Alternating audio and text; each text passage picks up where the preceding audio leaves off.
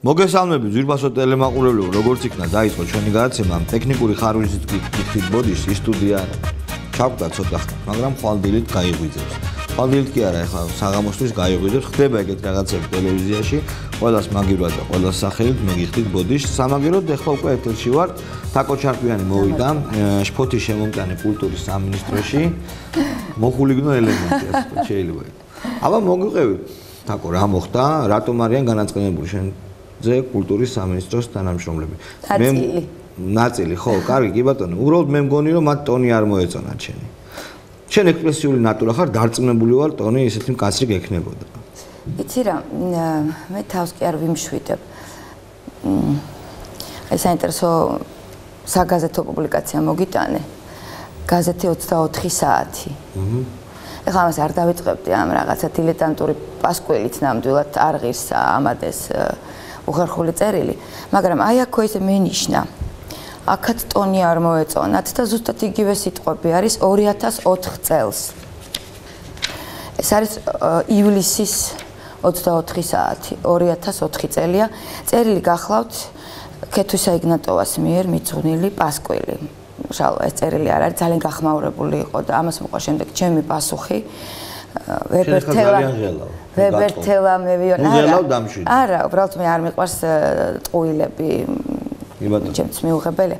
ვებერთელა მევიოლინეს დაუწერა საოცარი სიბინძურე. უბრალოდ აი პაწია, ეხლა ეთერს ამისთვის მე არ გავაცდენ, მაგრამ ტონი მინდა რომ აი აქ შეგახსენო, ნახე. პრიმადონა ფეხებს აბაკუნებს. წერს ქეთვანი იგნატოვა. ჭირვეულობს, ყვირის, კაპასობს, ქედმაღლურ, მენტორულ.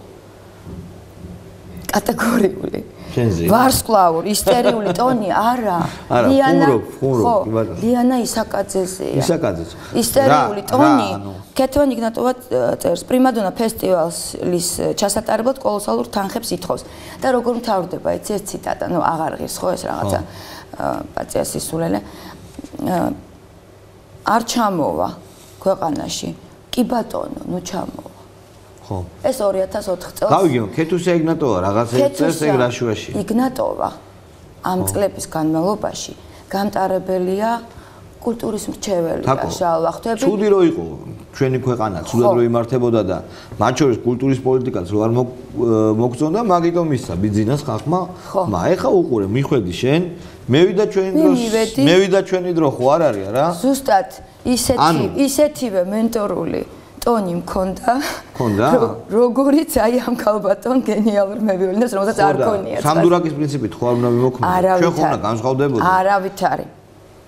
არავით არის მსგავსი. შენ ხო მიგაჩნია რომ ქეთვისა იგნატოვა არ იყო სწორი? რა თქმა უნდა. შენ ხო გაცილებით უკეთესად უნდა ისაუბრო იმათთან ჩინოვნიკებთან, ვიდრე ქეთვისა იგნატოვა. თორე აბა რატომ მოხდა ეს ყველაფერი? და ხა მე მინდა მოგიყვე რა იყო. ჩვენ მივედით კაცრავად, სანამ დამას დაიწყე. რა რანგში მიხვედი შენ? ბატონი გურამის დარეკვით მივედი. არავის არ უთქვამს რომ შენ დეპარტამენტის ხელმძღვანელი ხარ, მაგრამ მუშაჯგუფი შედგა, რომელსაც უნდა გადმოებარებია. ხო და რა რანგი გქონდა შენ? არავისთვის არ უთქვამს მუშაჯგუფის წევრი. ანუ ჩვენ მე რაღაცა იქნები დეპარტამენტის უფროსი რაღაცა არ იყო ლაპარაკი? თავად შემოთავაზება სულ თავიდან, რა თქმა უნდა, იყო. რომელ დეპარტამენტზეა საუბარი? მოადგილეობაზე. არ იყო ამას საუბარი ჯერ. ვინ შემოგთავაზა? ბატონმა გურამოთშარიამ, აბა ეხლა. როცა დაწახალდა ბატონი გურამის კანდიდატურა. ბატონი გურამი ჩვენი სტუმარია და ვისაუბრებთ. ბატონმა გურამმა დარეკა ჩემთან, ბატონმა მერაბ თავაძემ, რომ ხვალ ჩვენ 2 საათისთვის უნდა მივიდეთ. მე ცოტა გამიკვირდა, მინდოდა რომ ყოფილიყო, რა უკეთესი იქნებოდა რომ ბატონი გურამი ყოფილიყო, მაგრამ სად ყოფილიყო? ყოფილიყო იქ, ბატონი გურამი არ იყო. ბატონი გურამი არ იყო. არა, ბატონი გურამი არ იყო.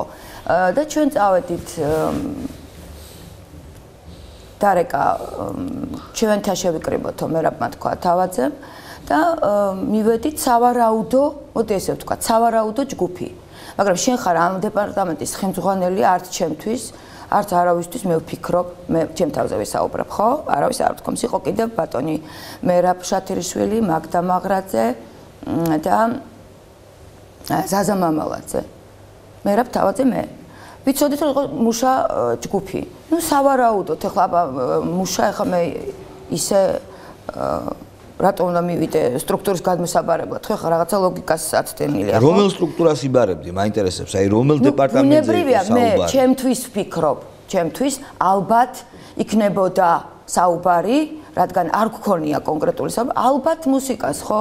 აბა მე ჩემი პროფესიით შემიძლია პირველივე შენიშვნებით რა, მოუმზადებლები მიხვდეთ ჩემი აზრით. იცით რა, მე პირადად არ ვთვლი რომ მოუმზადებელი. არა, არ იცოდი, უყურე როგორ ამბობ, თვითონ კაფეო ინსტრუქცია არ ქონდათ. კი, რა თქმა უნდა, ამ ხრივ გეგუნებით რომ მოუმზადებლები. ამიტომაც გითხარი, რა თქმა უნდა, მე საერთოდაც ვფიქრობ, რომ არ მოგატყუო, რატომ მივედით ჩვენ სასაუბროდ, რა საჭირო იყო ესე საუბრის ფორმატში. მისვლა თუ საუბრის ფორმატი იყო, ახლა კულტურის სამინისტროში ბაგრატის ტაძარზე ვისაუბრებ, აბა ახლა მე ქილი ახლა არმანის პიჯაკზე სასაუბროთ, მე ვერ მივიდოდი მარნა ბერიძესთან, ვისაუბროთ ბაგრატის ტაძარზე. გავაგრძელოთ, შემდეგ მიხედით რა შეასაქმე. მოუმზადებლები მე არავით არის მენტორული ტონი, მე წინასწარ მინდა, არავით არის, ამიტომ მინდა ახლა შენ კი არ გაძლევ შენიშვნას, მაგრამ შენც მათი ინფორმაციიდან იკვებები. არავით არის, შალვა, გამორიცხულია.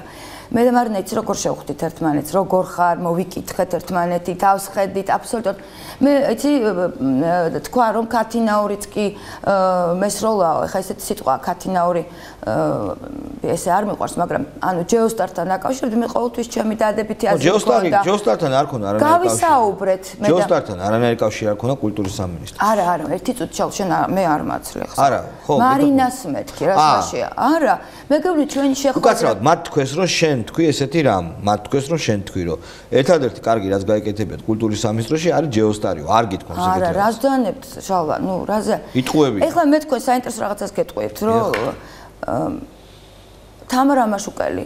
კი ბატონო. გამოვიდა და გაარჩია კრება. ეხლა ისე არ გამოგივიდეს, იქ არ იყო და როგორ გაარჩია. ხვდები რას ვამბობ, ეს 8 წლის განმავლობაში ეს პოლიტიკა როგორც იყო ცრუმოწმეებზე აგებული. აი ისე აწყვეს ის დღე, ზუსტად ისე. ოღონდ კულტურაში. მოდი იცი რა ვქნათ. ჩემ დამი ბრძოლა. იწება დიდი ძალიან არა მე ეს თუ არ ვთქვი, აბა რა მიზანი არა, საშუალებას მოგცემ. მოდი კონკრეტული ამ შეხვედრიდან განზოგადეთ, იმიტომ რომ შენ ამბობ რომ ასე იყო, ის ამბობს რომ ისე იყო.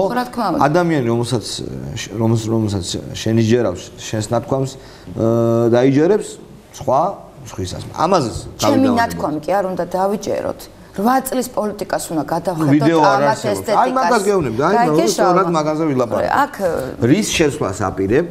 თუ შენ დაინიშნები. აი ამის, ეხლა მე რაც აგიკითხე. აი ესე რომ არ ესროლონ. თუ შენ დაინიშნები, აი ეხლა მოგცემ საშუალებას. ეხლა მოგცემ საშუალებას ისაუბრო.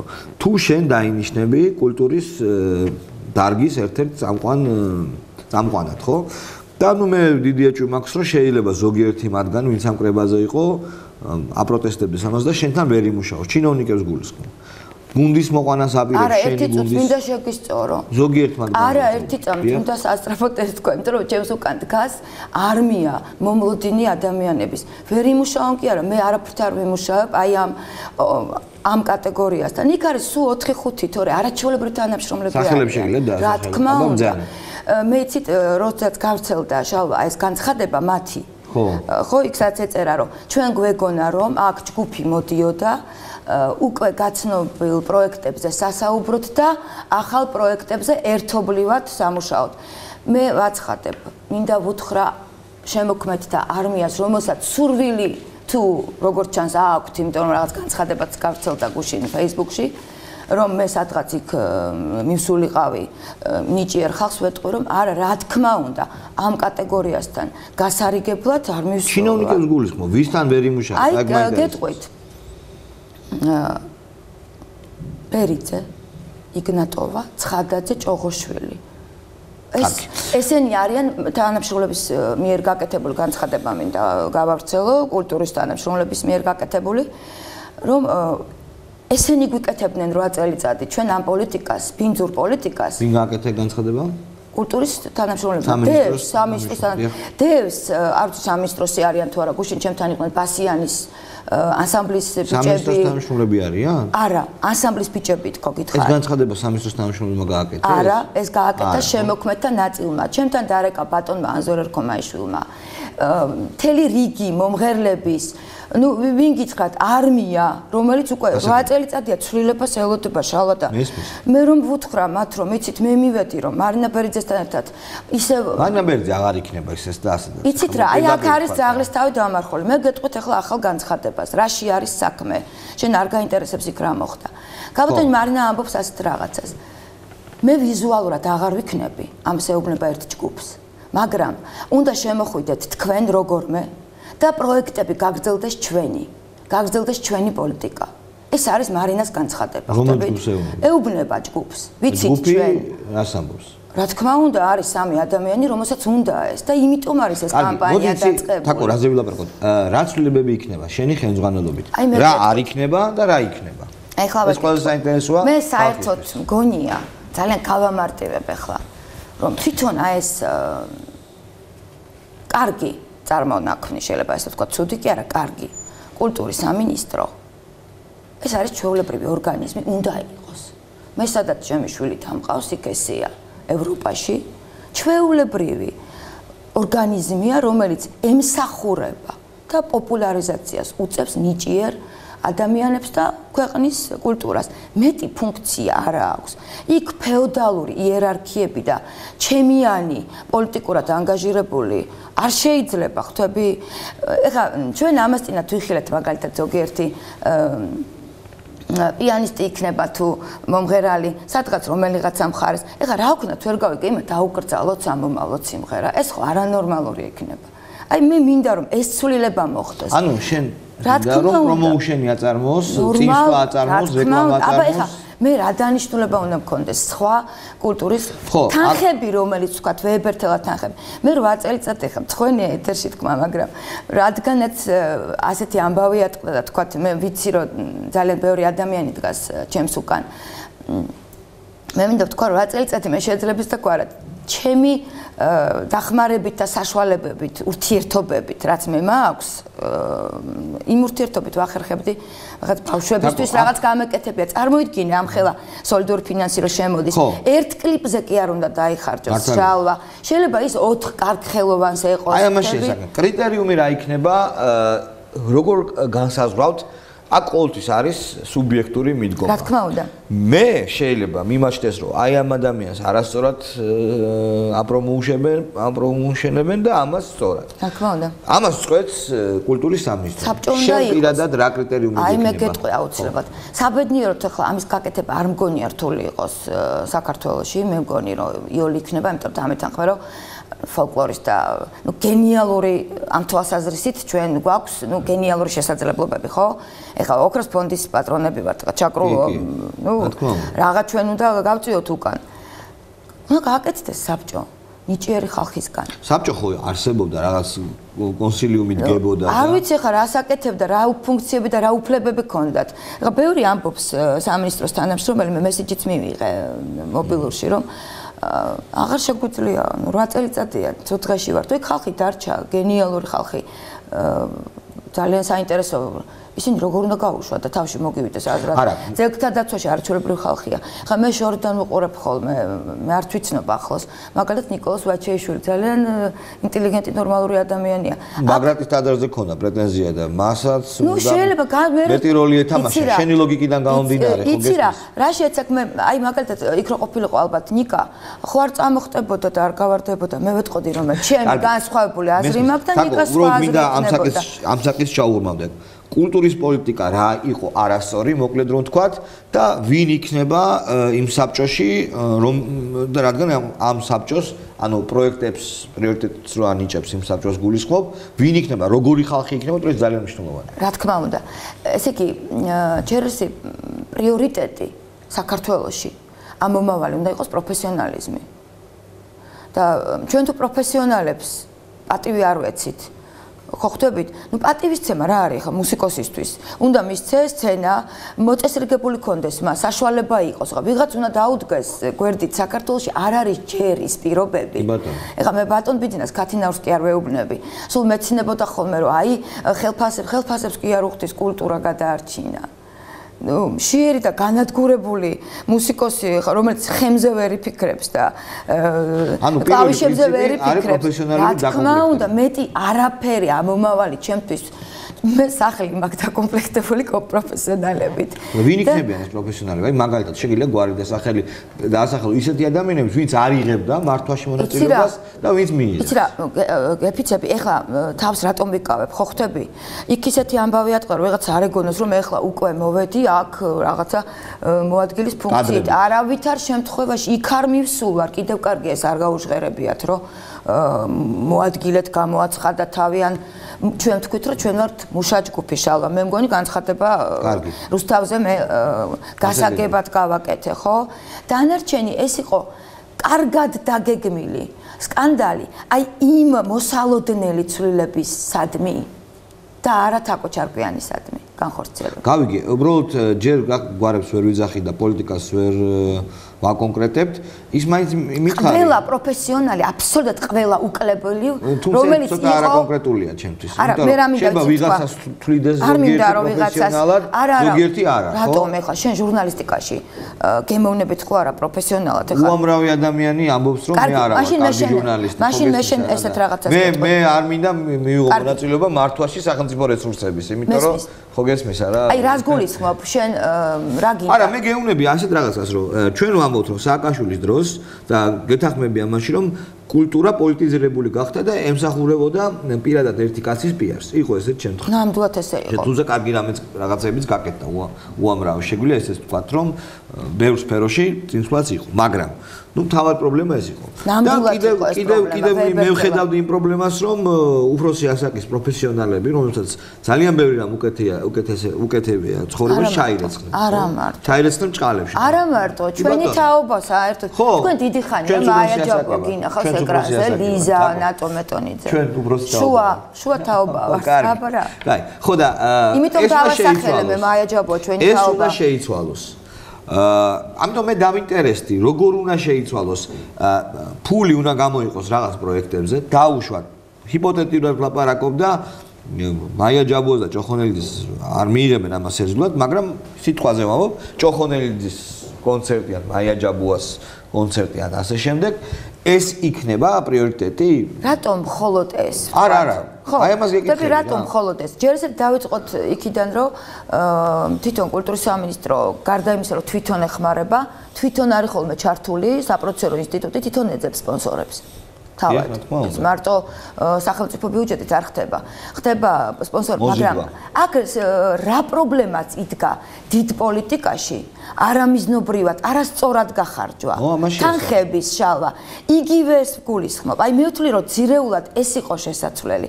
აი ხა მე კარგად ჩამოვაყალიბებ. თუ თქვათ ხო, ძანე. რა არის ეს საპროცესო ინსტიტუტი? თქვათ. გახლავს ის რომ აი ახალგაზრდა, მოდი ძალიან ახალგაზრდა ასაკის ბავშვი ავიღოთ. სრულიად უქონელი მშობლებით. მე ასეთ ძალიან ბევრს ვიცნობ. ძალიან ბევრს. სახლში მყავს ძალიან მე უხერხულება, მაგრამ ძალიან დიდი ნიჭით დაჯილდოებული გოგონაა. მე ყველა მიცის და გავწყდით წელში მე და მამამისი. და ეხმარებიან სულ აი ეს ახლა ვინც ჩამოგითვალე, აი ეს პროფესიონალები. ირმა ჩემი არის პროფესიონალების ფრთის ქვეშ. ისინი პატრონობენ ამ ნიჭს. მე ამას ვერ გაუმკლავდებოდი და ძალიან მადლიერი ვარ. ახლა მე შევძლებდი რომ აი ამ ვებერთელა პროფესიონალებს, ირმას თანატოლებს, ჩელისტებს, არაჩვეულებრივი ჩელისტები არა მათ მშობლებს მე ვიცი რომ საშუალება არა აქვთ. ამას უნდა აკეთებდეს სამინისტრო გვერდით უნდა ედგას. რა თქმა უნდა, რომელიც მოემსახურება ახალგაზრდა ნიჭიერ მუსიკოსებს. დელეგაცია, რომელიც გაკეთდება, წარმატებული უკვე მაგალითად მუსიკალური სკოლა. ეს არ კეთდებოდა. ვანო სარაჯიშ, არა რა თქმა უნდა, ეს კეთდებოდა პოლიტიკური ნიშნით. გესმით, შეიძლება რომ ბავშვებთან პოლიტიკური ნიშნით ისაუბრო, ხომ ეს არაჯანმრთელი ვითარება აბსოლუტურად.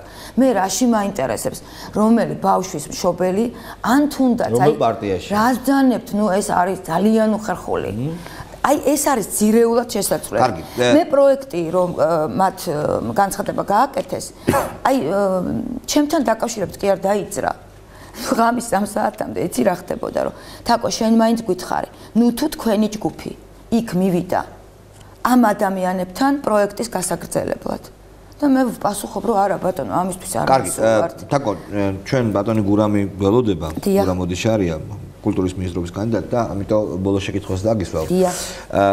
მაინც არ არის სასიამოვნო, როდესაც თუნდაც არასწორად, მაგრამ ვიღაცები იძახიან რომ რევანშის განწყობით მოვიდაო. არ არის სასიამოვნო. რა თქმა უნდა. მე უბრალოდ მინდა კითხო. უბრალოდ ეს მათი შიშებია მე ვფიქრობ. კი ბატონო. თუმცა შენ დაასახელე 4 გვარი, რომელსაც შენ ვერ იმუშავებ, მაგრამ ნუ კარგი. მე მინდა კითხო, მომავალში ეს შეხვედრები იქნება. მე არ ვიცი, რო არ მოგატყუოთ, შალვა. ნუ რაღაც შეხვედრები. ხო, რაღაც მუშა ჯგუფია და როგორც ბატონი მინისტრის კანდიდატი ბრძანებს, მე წარმოდგენა არ აქვს, მე დამირეკეს კი ბატონო, გასაგებია. მოუმზადებლად ცოტა, მე მაგას გეკითხები. მოუმზადებლად მე ვიტყოდი თავისთავად ჯგუფი იყო. როგორც გითხრეს, ისე გავაკეთეთ. ჩვენ ვისაუბრეთ 4 ადამიანმა. წინასწარ. რა თქმა უნდა. შევხვდით თუმცა მე მაინც მინდა ჩემი განცდა გადმოგცე მე ხო იცი კარგი მინდა გადმოგცე განცდა რომ შეხვედრა იყო მოუმზადებელი შენ ალბათ იქ რომ მოხვდი და ამდენი ხანი რომ ამ საქმეზე შეგტკივა და მე როდესაც მოვისმინე ჩვენ ერთად უნდა ვიმუშაოთ შენ ხარ ემოციური ადამიანი და იყავი ალბათ ცოტა ეგზალტირებული არა ერთი წუთი ჩალ არა ძალიან თქო ვერ მივიღებ ამას ვერაფრით არა შენ მოსაზრებაა თქო შეგიძლია ნუ შენ არ ყოფილხარ იქ ეს იცი რა იყო ჩვენ რომ მივედით ჩვენ დაგვახვედრეს ინფორმაცია რაც შემდეგ მათ გაავრცელეს რომ ჩვენ გვეგონა რომ ჩვენ აქ უნდა გვესაუბრო სამომავლო პროექტებზე აბა არა ჩვენ სამომავლო პროექტებზე ერთობლივად სამუშაოთ არ მივსულვართ ჩვენ მივედით როგორც ბატონმა კატეგორიულად მიუღებელია ჩემთვის კი არა ბატონ ოდიშარიასაც სამომავლო ცვლილებისთვის და კარგით როგორ გითხრათ თუ იქ არის ჯგუფში ვინმესთან ცალკე საუბარი მას საკეთემა ხვდები და მათთან ხდება რაღაც პაცია გარიგება მე ვაცხადებ ეკრანზე რომ მე ამ გარიგებაში მონაწილეობას არ მივიღებ კარგი ნებისმიერ შემთხვევაში მე გთხოვდი რომ შემდეგ შეხვედრაზეც უფრო კონსტრუქციული შენგი არ იყო ზოგადად იყო კონსტრუქციული საუბარი იმიტომ რომ მე 8 წელიწადია ძალიან ფაქიზი თემა ვაკეთებდი და არა მხოლოდ 8 წელიწადი 99 წელს მაქვს პირველი წერილი ასე ვთქვათ დასაცავი შემოქმედი გაჭირვებას გულისხმობ ხვდები რასაც ადამიანების სადმი დასაცავი წერილი და მე იმ პოლიტიკას რომ ნიჭიერი ხალხისთვის გზახსნილი იყოს მე ამას გავაგრძელებ იქნები სამინისტროში თუ არ ვიცი დიდი მადლობა თაკო ჩარკვიანი იყო ჩვენი გადაცემის სტუმარი და კულტურის მინისტრობის პრეტენდენტი კანდიდატი ბატონი მერაბ ოდიშარია მოვა ჩვენთან გურამ ოდიშარია უკაცრავად გურამ ოდიშარია მოვა ჩვენთან სტუმრად დიდი მადლობა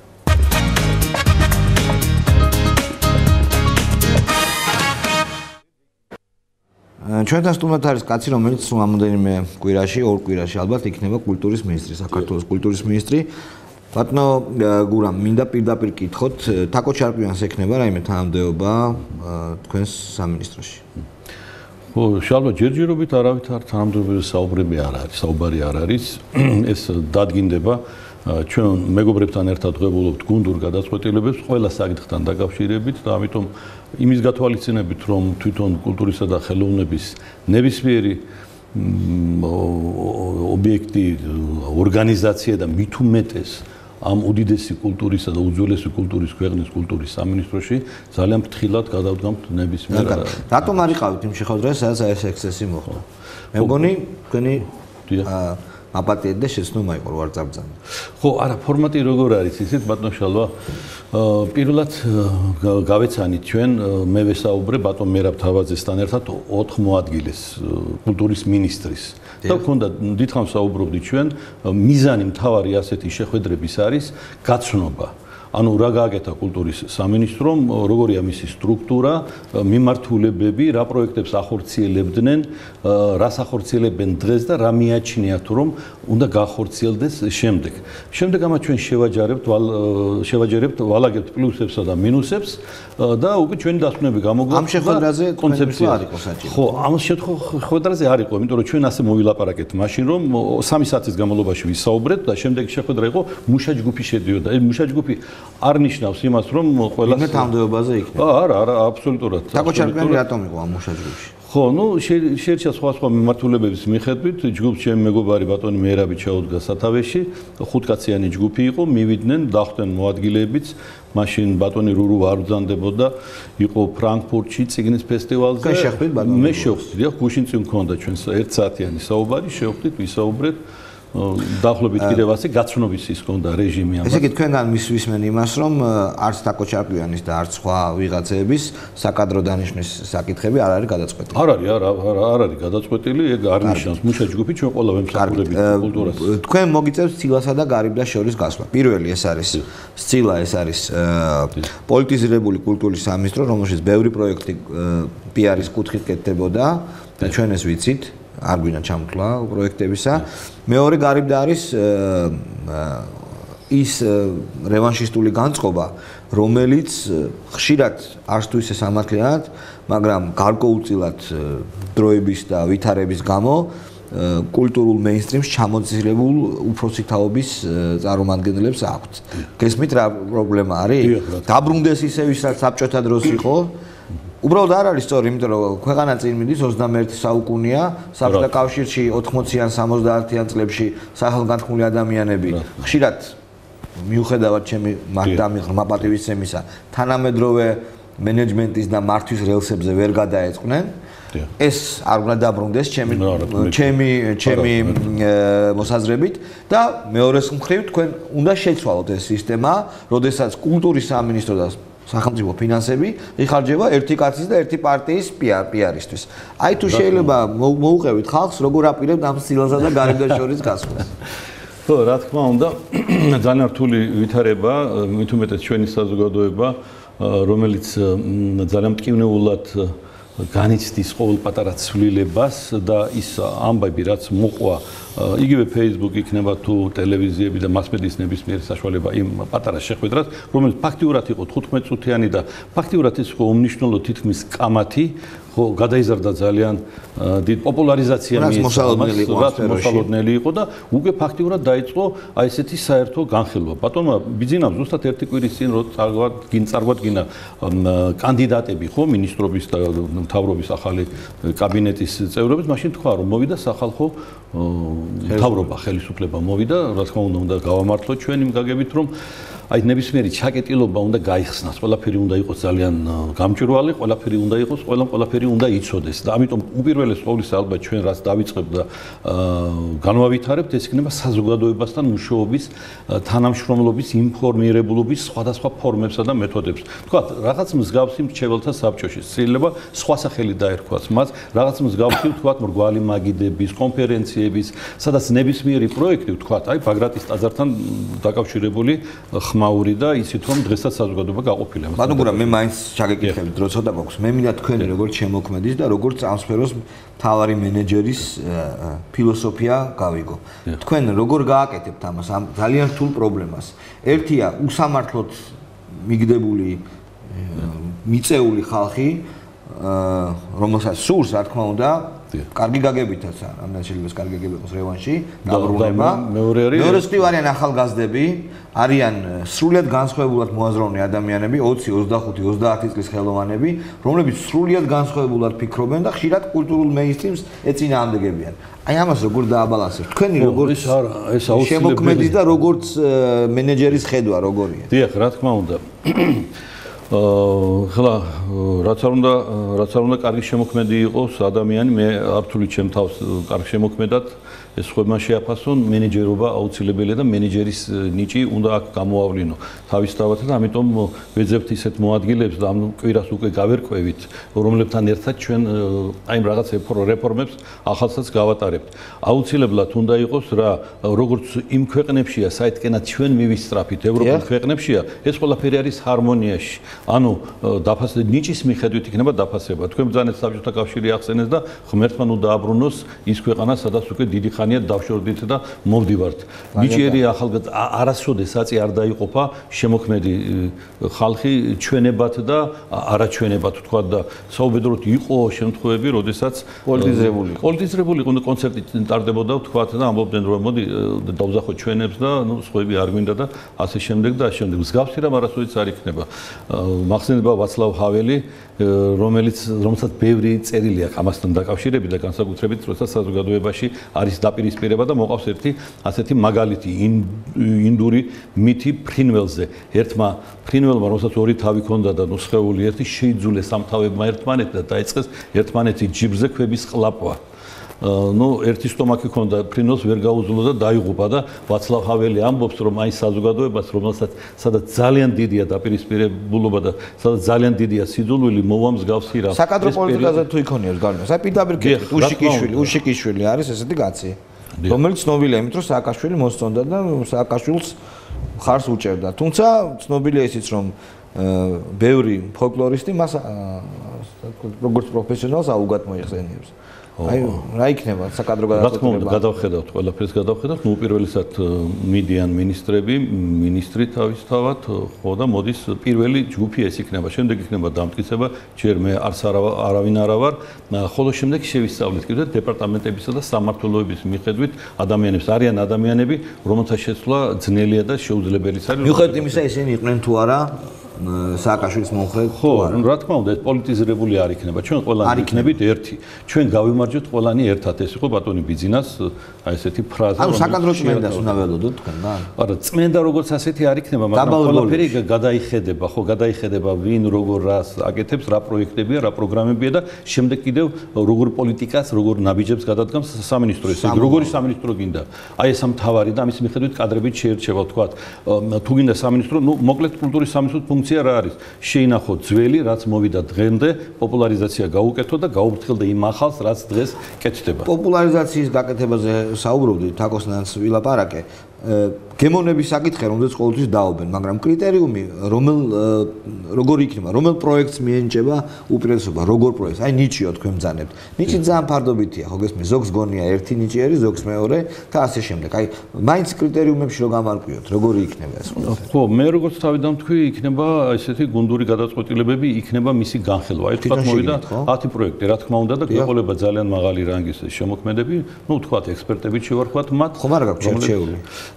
კონტურები არის. კონტურები არის შალო. ოღონდ ვერ ვიტყვი ჯერ. ხო, პირველ რიგში ალბათ ჩვენ გავაცხადებთ უახლოეს დღეებში, ესენი იქნებიან კულტურის მინისტრის მოადგილის კანდიდატები იქნება. ეს ძალიან მნიშვნელოვანია, იმიტომ რომ როგორი მოადგილებიც გეყოლებათ, ისეთი მიმართულება იქნება ალბათ. რა თქმა უნდა, ისეთი მიმართულება. და ხალხი გაიგებს როგორ პროექტებს მიენიჭება უპირატესობა.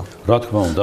მოდერნისტულ, თანამედროვე, ავანგარდულ პროექტებს თუ განიხილავთ, იმიტომ რომ არის შიში რომ თქვენი ასაკის, თქვენი თაობის კუთვნილების გამო რაღაც ძალიან უფრო კონსერვატიულ სახეს მიიღებს მუშაობა. ასე იქნება თუ არა? ხო, ეს სტერეოტიპია, რა თქმა უნდა, იმიტომ რომ ჩვენ სტერეოტიპების ოკეანეზე ვტივტივებთ ხოლმე ხანდახან, იმიტომ რომ მე ვიცი 70 წლის კაცი, რომელიც ავანგარდისტია, მოდერნისტია, ნოვატორია და ვიცი 25 წლის კაცი, რომელიც უკვე ისეთი კლასიკოსია, რომ გუშინ წინდელი დღე არის. ეს ამას არ აქვს ნიშნულობა ასაკს, იმიტომ რომ მე პირადად ყოველთვის ვიყავი ლექსებს რო წერდი თუ რაღაც მუსიკას ვაჩხაკუნებდი გიტარაზე და ვხატავდი, ყოველთვის მაინტერესებდა ახალი. სიახლეს აუცილებელი უპირველეს ყოვლისა, იმიტომ რომ ის რაც ჩვენ კლასიკად მიგვაჩნია ახლა და მართლაც არის ჩვენი კლასიკა, ისინი ყველანი ნოვატორები იყვნენ. ეს მათი შედევრები იყო, ახალი სიტყვა და მათ მოსდევდნენ და ანუ თქვენ ამას მიაქცევთ, რომ თანაფარდობა იყოს დაცული, რომ ეს არის ერთ-ერთი პრიორიტეტი, შალო, ჩვენი ერთ-ერთი პრიორიტეტი იქნება, რომ აი ახალი ხედვით, ახალი კუთხით დავინახოთ ეგ სამყარო და საინტერესო გავხდეთ სოფლიოსთვის და რაც შეიძლება აი პლანეტარულად გავხსნათ ჩვენი კულტურა, რა ძველი რა ახალი. ჩვენ ვიცით, რომ ქართული კულტურის სიდიადე ვიცით რაშიც მდგომარეობს, მაგრამ მიწოდების ფორმები ყოველდღე იცვლება და ამ მიწოდების ფორმებს უნდა დახვეწა. იგივე სამუზეუმო საქმიანობა, ქართული კულტურის წარმოჩინების საკითხი, ეს ფორმები იცვლება ყოველდღე. ანუ თუ შენ დარჩი 10, 15, 20 წლის წინ, შენ უკვე აღარ ახარ აქტუალური. თუ შენ ჩაიკეტე, თქვა თუ არ მოიარე ახლო მეზობლები ევროპაში თუ არ ნახე, ამერიკა თუ არ ნახე, ისინი თუ არ მოიწვიე, იქ ნახავ ისეთ რაღაცას, ისი გაკეთება შენ გინდოდა, მაგრამ ვერ ახერხებდი და შეგმოკლებს გზას. და ესეთ შეკითხვა ბოლოსკენ მივდივართ, რისი ამბიცია გაქვთ, რას გინდათ რომ მიაღწიოთ? რა არის თქვენი სურვილი, უცნება? რა უნდა გამოვიდეს ამ საქმეში? თავარი რომ აი ვაცლავ ჰაველი კერპია ჩემი და აი ფრინველის ამბავი რომ გითხარით ეს რომ წარსულში დარჩეს და დაახლოებით 6 თვის შემდეგ, თუნდაც 1 წლის შემდეგ, რომ შევიკრიბოთ ჩვენ ისევ და დავესაუბროთ ერთმანეთს და ვთქვათ, რომ მართლა რაღაც ისე შეიცვალა, რომ არავითარი პოლიტიკა ზეგავლენას არავისე არ ახდენს და აი რაღაც უკეთესისკენ მიდის, იმიტომ რომ ის დასაქსულობა, ეროვნული ენერგიის დაშლა ფაქტიურად რაც უკანასკნელ პერიოდში ჰქონდა, ამის აღდგენის დრო მოდის და კულტურის სამინისტროს გაიკეთებინოთ. მეც ვცდილობ ერთი აგური მოვიტანო ჩემი დავდო, რომ მე მომიგონონ კეთილად. როგორც მე ხვდები კონსოლიდაცია და პარტიული თუ სოფხდელური შუღლის დაწყნარება არის თქვენი ამოცანა. მაგრამ ის პერიოდში სადაც თქვენ ახართ სოფხდელური კამათი და დებატები ყოველთვის არის და ღმერთთან უკნას რომ არ იყოს. 20-25 წლის კაცს თავი გონია ყველაზე მაგარი და 70-80 წლის მეტრს უპირისპირდება და ესე უნდა იყოს. ხო, ამბიცია უნდა გქონდეს რა. ხო, ანუ კამათში იბადება, ასე ვთქვათ, ჭეშმარიტება და შემოქმედება კამათია. ხო, შემოქმედება არის კამათი, ბუნებრივია. არსებული ნორმების რღვევა და ღმერთთან უკნას რომ ასე. თქვენ კონსერვატორი არ იქნებთ, კიდევ ერთხელ გეკითხებით აი ამას, იმიტომ რომ არავითარ შემთხვევაში მე თუ მე ჩემ წიგნასაც მოგართმევთ და როცა იკითხავთ მიხვდებით რომ იქ არის ცოტა სხვანაირი ხედვით, არავითარ შემთხვევაში მე სულით ყოველთვის ვიყავი ახალგაზრდა რა 20 წლის რაც ახლა ყოველ შემთხვევაში ასეთი მეგობრებიც ამყავს და შემოქმედებითი ახალგაზრდობა ეგ სხვა არის. და ბოლო შეკითხვა ბატონო, თქვენ არა გაქვთ ასეთი დიდი ორგანიზაციების, არ ვიცი, პატარა ორგანიზაციების მართვის გამოცდილება თუ გაქვთ? ცოტა არ გეშინიათ? მართვის გამოცდილება მაქვს, რა თქმა უნდა, მენეჯერული ცოტა, ეს იყო წინათ მინისტრთა საბჭოში კულტურის განყოფილებაში ვიყავი, ოღონდ ჩემშობლიური ქალაქში იყო აფხაზეთის, შემდეგ 8 წლის განმავლობაში მთავარ რედაქტორი ვიყავი ჟურნალ რიწის და ბოლო წლები მქონდა არასამთავრობო ორგანიზაციების ხელმძღვანელიც მონაწილეობა საერთაშორისო ორგანიზაციებთან ურთიერთობა, სადაც მე ვისწავლე თანამედროვე რაღაც მართვის მომენტები და იმედი მაქვს, რომ ამ უზარმაზარ მისიის შესრულების დროს და ფუნქციის შესრულების დროს აი ჩემი გამოცდილება გამომადგება და ურთიერთობა ადამიანებთან, იმიტომ რომ მე კონფლიქტოლოგიც ვარ და მომლაპარაკებელი. და ბოლო რეკომენდაცია მინდა მოგცეთ, ძალიან გთხოვთ, რომ შეხვდით ახალგაზრდა შემოქმედებს, თმა გაბუძნილ, ვერ გაუპარსავ და სრულიად შეიძლება ცოტა ამრეზით რო გიყურებენ მეც და თქვენც ისეთ ადამიანებს შეხვდით და ეს არის ჩვენი დიდი მადლობა, თქვენც ადრე მითხარით ეგა და აუცილებლად უკვე დავიწყე შეხვდით აი ელექტრონული მუსიკის, ავანგარდული ფერწერის, სცენის და ასეთი ადამიანების შეხვდით, რომ ეს ძალიან მნიშვნელოვანია, თორე აუცილებლად უკვე დავიწყე შეხვედრები. დიდი მადლობა. ბრძანდებოდეთ, ბატონი გურამოდიშარია სულ ცოტა ხანში კულტურის მინისტრი იქნება, იყო ჩვენი განაცემის სტუმარი. ჩვენ ამით გემშვიდობებით, მოკლე გადაცემა გამოგვიდა, ტექნიკური პრობლემისთვის გიხდით ბოდიშს, ხვალ ყველაფერი ზე იქნება როგორც უნდა იყოს. ნახვამდის.